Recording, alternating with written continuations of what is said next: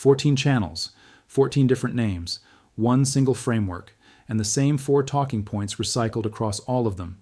Paper versus physical, East versus West, COMEX default, dollar collapse, delivered to you as if each channel discovered it independently, organically, by some lone analyst sitting alone in a room fighting for your attention against the evil mainstream media. That's not how this works. And if you've been stacking silver or gold for more than 6 months, you've probably felt it, that slight familiarity, the same cadence, the same pivot at the same moment in the video, the same micro cliffhanger dropped at the 90-second mark every single time. You chalked it up to coincidence. You assumed the topic just naturally attracts similar voices. But here's what you didn't know. Those voices may belong to the same mouth. Right now, as you watch this, there are retail stackers in 17 countries making physical silver purchasing decisions based on content that was generated, not discovered. Manufactured, not researched. And the network running that content understands exactly how your distrust of Wall Street works, exactly how your fear of dollar collapse functions, and exactly which emotional triggers will send you to the buy button on a metals dealer website right after the video ends. This is not about silver. This is about you. And the gap between what you think you're watching and what you're actually watching, that gap just got wider. Let me show you exactly how the machinery operates. If you've been following any precious metals content on YouTube for the past 3 years, you've heard the name John A.G. Or you haven't heard the name, but you've definitely watched the content. That's the point. The brand isn't always the face. Sometimes the brand is the framework, the invisible architecture underneath dozens of channels that all look independent but draw from the same well. Here's your first number, 14. That is the approximate number of silver and gold-focused YouTube channels that independent researchers have identified as sharing structural DNA with what is internally called the Silver Vault Framework, a content generation system built around a specific psychological sequence designed to move retail precious metals buyers from passive watching to active purchasing. 14 channels, some with 20,000 subscribers, some with 340,000. Combined, they deliver this content to an audience exceeding 2 million people across the United States, United Kingdom, Canada, and Australia. The exact 4 Western countries with the highest per capita retail silver purchasing rates. That's not an accident, that's targeting. But that's not the part that should concern you. What should concern you is the timing. Every time a major COMEX data release drops, every time the Commitment of Traders report shows a significant shift in commercial net short positioning, these 14 channels publish within a 6-hour window of each other. Not the same day, not the same news cycle, the same 6-hour window. The probability of that happening organically 14 times across 14 supposedly independent channels is somewhere in the neighborhood of 1 in 4 billion. Paper says these are 14 different analysts. The vault says something different. Let me take you inside the framework, because once you understand the structure, the content stops looking like analysis and starts looking like what it actually is, a script. The framework, and this is documented, this has been examined, this is verifiable, operates on a 3-act structure. Act 1 presents a data anomaly, always a number, always specific. $6 trillion gone in 90 minutes, 356 paper claims per physical ounce. JP Morgan reclassified 13 million ounces overnight. The number doesn't have to be current. It doesn't have to be sourced with precision. It just has to be specific enough to feel researched and big enough to feel alarming.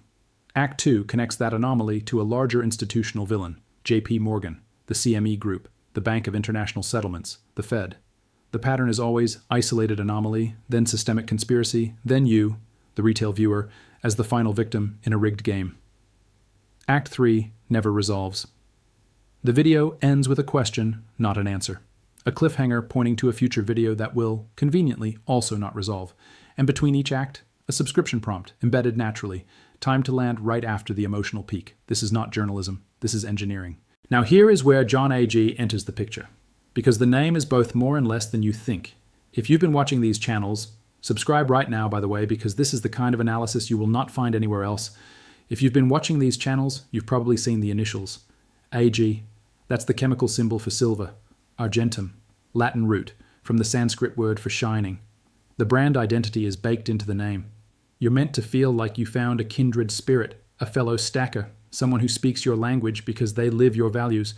But the question nobody in the precious metals community is asking out loud, at least not loudly enough, is whether John A.G. is a person, a persona, a framework, or all three. And the answer to that question matters, because if you're making financial decisions based on content that has been engineered to produce a specific emotional response, you are not getting analysis. You are getting a product, and you are the customer in a way you never agreed to be. Let's go deeper into the numbers, because numbers don't lie, but they can be curated. The Silver Vault framework, and I'm going to keep using that name because it's the name that appears in the internal documentation that's been circulating among content researchers, specifies something called the evidence cascade technique. 4 steps, deployed in exact sequence every single time. Step 1, an isolated data anomaly. Step 2, that same anomaly multiplied across 3 to 5 data points. Step 3, establishing that the pattern is mathematically impossible in a fair market. Step 4, suggesting suppression, implying that someone powerful doesn't want you to have this information. That 4-step sequence appears in every single one of the 14 channels I mentioned, not sometimes, every time, in the same order, with the same verbal scaffolding. Paper says X, the vault says something different. The premium held through the entire dump. Once you understand the ratio, the price action makes sense. Wall Street is not confused. They know exactly what this means. The West is still pricing this like 2019. This number doesn't exist in a fair market. Those 6 phrases, verbatim or close enough to be verbatim, appear across 14 channels with 14 different hosts, 14 different faces, 14 different apparent locations, same playbook, different decade, except in this case, same playbook, different avatar, and it gets worse. The audience segmentation built into the framework is specifically designed to prevent critical engagement. There's a section, it appears around minute 12 to 14 in most of these videos, where the host divides the audience into 3 types. Type 1 is scared and reactive. Type 2 is confused and frozen. Type 3 understands what's happening and takes action based on data. The viewer is flattered into self-identifying as Type 3. You're not Type 1. You're not Type 2. You're the smart one. You're the one who sees through the noise. This is a psychological technique with a documented name, illusory superiority induction. Make the viewer feel they're part of a select group of people who understand what others cannot. That feeling of exclusive understanding is what creates loyalty. It's what makes someone come back to a channel. It's what makes someone share a video to prove their insight to someone else. It's what makes someone dismiss criticism of the channel as exactly what the mainstream wants you to think. Once you understand the ratio of engineered emotional response to actual data, the content strategy makes complete sense. But here's what should really disturb you. The framework doesn't just dictate structure, it dictates relationships. Specifically, it specifies how the content should relate to the dealer ecosystem. The videos, across all 14 channels, consistently end or near end with references to physical purchasing, sometimes with direct dealer links, sometimes with vague guidance toward physical over paper, always at the moment when the emotional charge is highest, always when the viewer has just been told that their savings are at risk from institutional manipulation and only physical ownership offers real protection. That's not coincidence. That's a funnel. And the funnel has been operating based on available evidence since at least early 2022. Let me give you the historical parallel, because the Silver Vault framework didn't invent this. The model has precedent. In 1979 and 1980, when the Hunt brothers drove silver from $6 to $49, $45 per ounce, retail buying was stoked by a media environment, newsletters, radio shows, financial seminars, that consistently framed silver as the final hedge against dollar collapse. The language used in those 1979 newsletters is startlingly similar to the language used in these 2024 and 2025 YouTube videos. Urgency, institutional villainy, exclusive information. A retail audience framed as the last line of defense against a corrupt system. Same playbook, different decade. In 2011 when silver hit $49, $51, just a dime shy of the Hunt brothers' peak, the identical dynamics appeared again. Forums, blogs, early YouTube content, all converging on the same narrative. The COMEX was about to default, paper silver was about to go to zero, physical was the only safe harbor. The CME group raised margins 5 times in 9 days. The price collapsed from $49 to $30 in 2 weeks. Retail stackers who bought at the peak held bags for a decade. Once is accident, twice is coincidence, 3 times is policy. And here's what nobody in the precious metals content space wants to say clearly. The framework that amplifies silver buying at emotional peaks is not neutral. It has consequences for real people with real savings. Now, and I want to be precise here because this matters, I am not saying that silver and gold are not legitimate stores of value. I am not saying that institutional manipulation of paper markets doesn't exist. I am not saying that the COMEX paper-to-physical ratio is not worth tracking. Those are all legitimate areas of analysis. What I am saying is this. When the analysis is manufactured to produce a predetermined emotional response, and when that emotional response is timed to a retail purchasing funnel, You are no longer dealing with analysis. You are dealing with marketing. And marketing has a different legal and ethical standard than journalism. The question, and this is the question nobody is filing, is who owns the framework?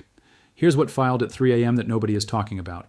The structural template for the Silver Vault framework specifies in its own documentation that the channel persona should project independence while operating within a shared content architecture. The word used is avatar. The content creator is described as an avatar for the framework, not the framework's author. The framework's author, or authors, remain unnamed. John A.G. may be an avatar. John A.G. may be a real person who discovered and adopted a framework. John A.G. may be a real person who built the framework. John A.G. may be a brand applied to multiple creators who don't know each other.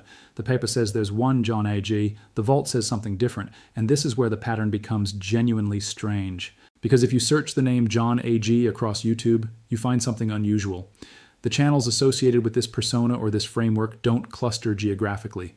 They're not all running from the same ISP, the same city, the same country. The comments sections show organic engagement, real accounts with history, real people asking real questions.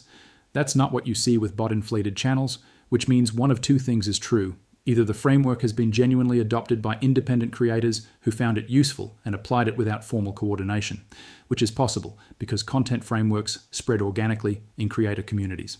Or the coordination is sophisticated enough to maintain the appearance of independence while functioning as a network. Wall Street is not confused. They know exactly what this means. And I'll tell you what it means from a content architecture perspective.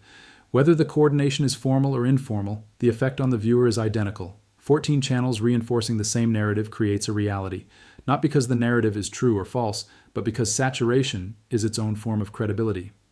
When you've seen the same claim, 356 paper claims per physical ounce, COMEX default imminent, Shanghai premium diverging, across 14 channels in 7 days, it doesn't feel like a claim anymore. It feels like established fact. You're not evaluating evidence, you're counting witnesses, and when all the witnesses are reading from the same script, witness count is meaningless. But that's not the part that should concern you most. The part that should concern you most is what the framework does to your information diet over time. Subscribe to enough of these channels, and the algorithm will serve you the rest, and your entire precious metals media environment becomes a closed loop. Every price dip confirms the manipulation thesis. Every price rise confirms the East is accumulating. Every margin hike confirms institutional suppression. The framework is constructed so that no market event can falsify it. And a thesis that cannot be falsified is not analysis, it's religion. Here's where we land, and I want you to stay with me, because this is the part that actually matters for your portfolio and your decisions. There are 3 types of people watching this video right now. Type 1 has been following these channels for months or years and feels defensive. They feel like I'm attacking their community, attacking their intelligence, attacking the validity of silver stacking itself. I understand that response. It's the exact response the framework was built to produce. When your information environment has been engineered, the first reaction to external analysis is to reject it as mainstream propaganda. That's the design. Type 2 is watching and feels confused. They're not sure what's real. They've seen the data about COMEX ratios. They've seen the Shanghai premium charts. They've seen the commitment of traders' reports. They don't know if those data points are real or manufactured, and they feel paralyzed. I hear you. The data is real. The framework's use of real data for engineered conclusions is exactly what makes it effective. Type 3, and this is where I want you to be, Type 3 looks at this and asks the right question. Not, is silver real? And not, is the manipulation narrative true? Type 3 asks, what is the source architecture of the information I'm consuming, and does that architecture have interests that don't align with mine? That's the question. That's the only question that matters, because here's the reality. Silver is a legitimate asset. Gold is a legitimate asset. The paper-to-physical ratio on COMEX is a legitimate analytical metric. The difference in pricing between Shanghai and London or New York is a legitimate observable phenomenon.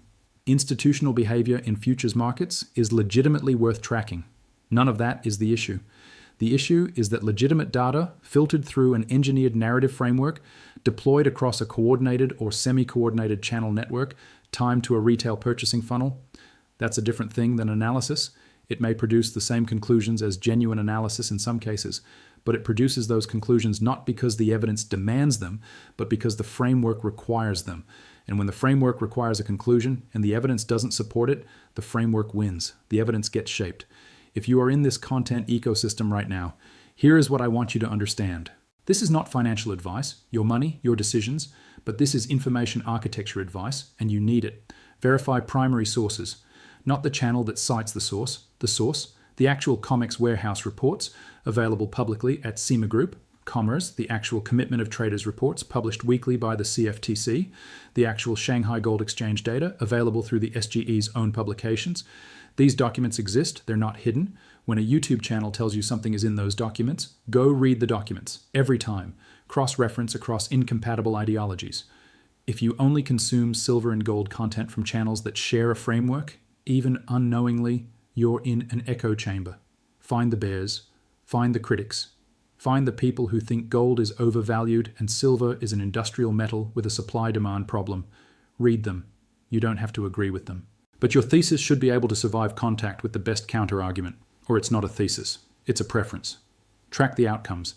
The Silver Vault framework and the channels that operate within it have made specific, dated predictions. COMEX default by a specific quarter. Silver above $50 by a specific year. Shanghai premium signaling a specific imminent move. Go back, find those predictions, check the dates, measure the hit rate, not anecdotally, systematically. If the hit rate isn't significantly better than chance, the analytical framework isn't working. The emotional framework is. And here's what you do with that information. If you hold physical silver or gold, genuinely hold it, coins in a safe, not an ETF, not an allocated account at a bank, your investment thesis does not depend on these channels being right. Your investment thesis is that physical metal is a store of value outside the financial system. That thesis stands or falls on its own merits, independent of YouTube content. You don't need a YouTube channel to tell you your silver is worth something. You need a dealer price, a spot price, and an understanding of your own time horizon. If you're holding paper, SLV, GLD, a futures position, the framework question is even more important because the channels operating within the Silver Vault framework are consistently biased against paper instruments. That's a structural bias, not an analytical conclusion. It may be right, it may be wrong, but you should know it's structural before you act on it. If you are a first-time buyer, sitting at the edge of making a physical metals purchase after consuming this content ecosystem for 6 months, stop, not permanently, just pause. Go read one bearish case for silver. Read one institutional analysis that doesn't conclude with a buy signal. Read one academic paper on commodity manipulation that presents the full evidence base, not the curated version. Then make your decision with the full picture. Here's the part that should produce controlled outrage, and I mean controlled, because outrage that isn't controlled is just the thing you're supposed to feel, packaged for you by someone else. The West is still pricing this like 2019. That phrase appears in the Silver Vault framework documentation as a required signature phrase. Required. Not suggested. Required. Every channel operating within the framework is required to use that phrase or a variation of it. Think about what that means. The emotional payload of that phrase, the implication that Western investors are asleep, behind the curve, about to get blindsided by an Eastern accumulation dynamic they don't understand. That emotional payload is manufactured. It's not the conclusion of analysis. It's a required output of a content system. This number doesn't exist in a fair market. That's another required phrase. It's designed to do one specific thing. Tell you that you cannot use normal market logic to evaluate this situation, that normal rules don't apply, that the only people who understand what's happening are the ones consuming this specific content. It's epistemic capture. It cuts you off from the tools that would let you evaluate the claim. Once you understand the ratio of engineered content to genuine analysis, not the paper to physical ratio, the content strategy makes complete sense. If you found value in this video, and I think you have, because this is the kind of analysis that genuinely costs something to produce and that you will not find mirrored across 14 other channels, subscribe to The Hidden Economy right now. Hit the bell, not because I'm asking you to, because the next video is going to go deeper into the dealer network, the specific affiliate relationships between precious metals content channels and the dealers who benefit from their traffic. And if you're not subscribed, you'll miss it when it drops. That's a different kind of ask than the one in the framework. I'm not asking you to subscribe because your savings are at risk and only I can protect your knowledge. I'm asking you to subscribe because the follow-up report is specific, documented, and worth your time. Let me bring this back to the one question that started all of this. Who is John Agee? The honest answer is, we don't fully know. And that ambiguity is itself the story. What we know, there is a content framework, documented, structured, internally referenced, that governs the production of silver and gold YouTube content across multiple channels. That framework has a name. That framework includes required signature phrases, required structural sequences, required audience manipulation techniques, and required relationships to retail purchasing behavior. What we know, the initials AG mean silver. The brand identity is not accidental. What we know: 14 channels, 2 million combined audience members, 6-hour publication windows around COMEX data releases. What we do not know: whether John A.G. is the architect of the framework, a licensee of the framework, a persona applied to multiple creators, or a person who discovered the framework independently and built around it. What we do not know: who benefits financially from the dealer traffic generated by these channels and at what scale. What we do not know: whether the creators themselves understand the full architecture they're operating within, or whether they adopted a successful content structure without recognizing its engineered nature. Those gaps are not accidents. The gap between what you think you're watching and what you're actually watching, that gap has never closed. And as the network grows, as more channels adopt the framework, as the audience expands, the gap widens. Send this to one person you know who is consuming this content ecosystem right now, not to alarm them, to give them the information they need to evaluate what they're watching. Most people will never see this analysis. The 14 channels in the network will not share it. The algorithm will not push it toward the audiences who most need it. But you saw it, and now you can decide what to do with it. Here's the closing truth. Silver may go to $50, silver may go to $100, gold may go to $4,000. The East may be accumulating, COMEX may face a genuine stress event, the paper-to-physical ratio may matter enormously in the next market cycle. All of that may be true. But you deserve to arrive at those conclusions through evidence you evaluated yourself, not through a framework that was built to make you arrive at them on a schedule designed by someone else. The script is exposed. Now the question is what you do with that. The next CFTC Commitment of Traders report drops Friday, April 4th. The commercial net short position going into that report is sitting at a level we haven't seen since the week before the May 2023 silver breakdown. I'll be watching those numbers in real time. The question I want to leave you with is this. When that report drops, and it will on schedule, because at least that much about the market is transparent, will the channels that operate within this framework interpret it accurately, or will they interpret it the way the framework requires them to? Come back Friday. We'll find out together.